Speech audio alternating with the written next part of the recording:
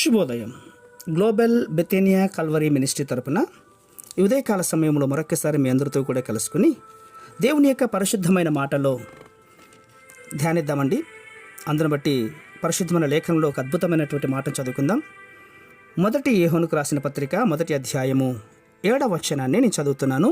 దయచేసి గమనించండి. మొదటి యోహానుకు రాసిన పత్రిక 1వ అధ్యాయము 7వ వచనము. అయితే ఆయన వెలుగులోనున్న ప్రాకారము మనము వెలుగులో నడిచిన ఎడల మనము అన్యోన్య సహవాసము కలిగిన వారమై ఉందుము.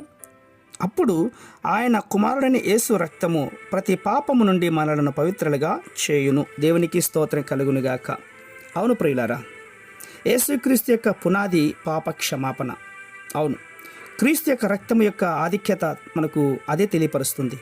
ప్రతి మతము పాప క్షమాపణ కొరకు ఎన్నో మార్గాలను తెలియచేస్తుంది. ప్రియులారా, పాపము దోషారోపణ చేయుచు మనస్సాక్షిని బట్టి పుణ్యక్షేత్రాలకు వెళ్ళేలా తయారు చేస్తుంది.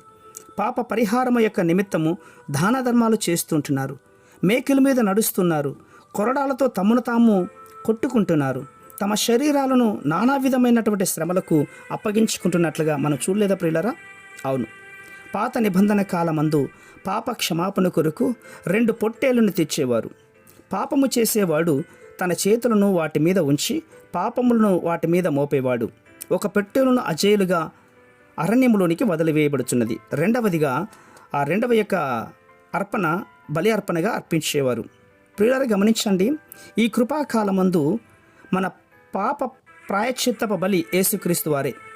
అందుకే అన్నాడు, ఇదిగో లోక పాపమును మోసుకుని పోవు దేవుని గొర్రెపిల్ల అని బాప్తిస్మమిచ్చు యోహాను వారు మనకు పరిచయం చేస్తున్నారు. ప్రియులారా, ఎవరైనాను తమ పాప విషయమై కన్నీటితో నిజమైనటువంటి పాశ్చాత్తాపముతో క్రీస్తు యొక్క శిలువను సమీపించినట్లయితే గనక నిశ్చయముగా క్రీస్తు యొక్క రక్తము వారి పాపము నుండి క్షమించుటకు శక్తి కలిగినటువంటిది అని నమ్మాలి.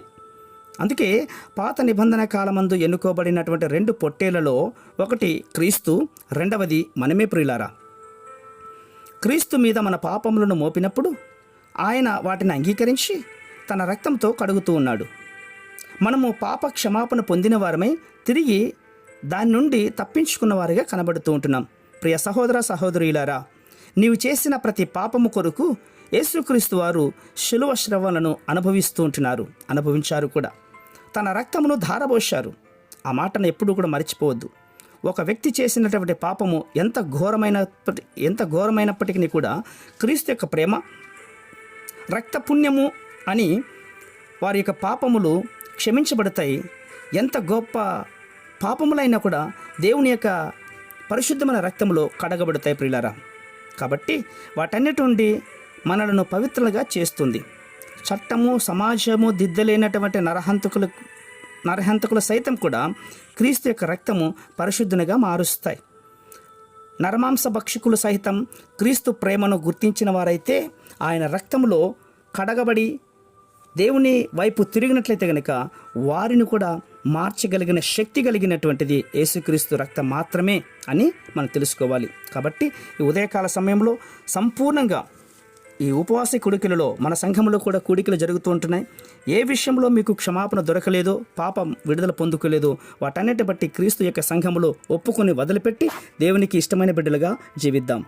పరిశుద్ధమైన మా ప్రియా పరలోకపు తండ్రి, మీరు అందించిన శ్రేష్టమైన మాటలను బట్టి దేవాన్ని స్తుతిస్తుంటున్నాం. ఈ మాటలు వింటున్న ప్రతి వారు తమ్మును తామే సమర్పించుకొని పాప క్షమాపణ పొందే సహాయం మీరు చేస్తున్నందుకు స్తోత్రాలు అర్పించుకుంటూ చిన్న ప్రార్థనను మా రక్షకుడిని యేసయ్య నమ్మటి అడిగి వేడుకుని పొందుతున్నాం మా తండ్రి.